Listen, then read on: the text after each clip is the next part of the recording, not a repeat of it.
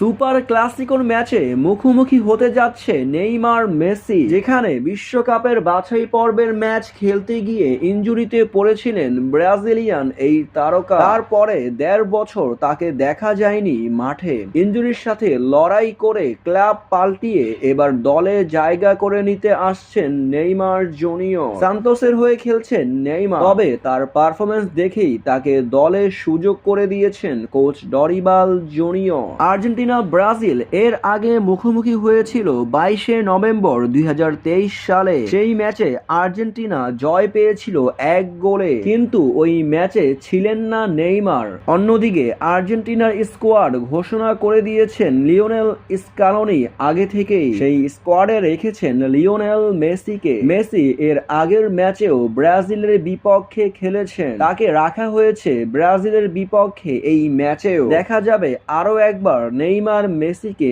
মুখোমুখি লড়াই করতে। এই ম্যাচটি মূলত হতে যাচ্ছে বিশ্বকাপের বাছাই পর্বের ম্যাচ, যেটা হতে যাচ্ছে স্টাডিও মাস মনুমেন্টাল স্টেডিয়ামে। সেখানে ২৬শে মার্চ ব্রাজিল আর্জেন্টিনা মুখোমুখি হবে এবং নেইমার মেসি দেখা যাবে লড়াই করতে। সুপার ক্লাসিকোর এই ম্যাচে কে জিতবে অবশ্যই জানিয়ে যাবেন আমাদের কমেন্ট বক্সে।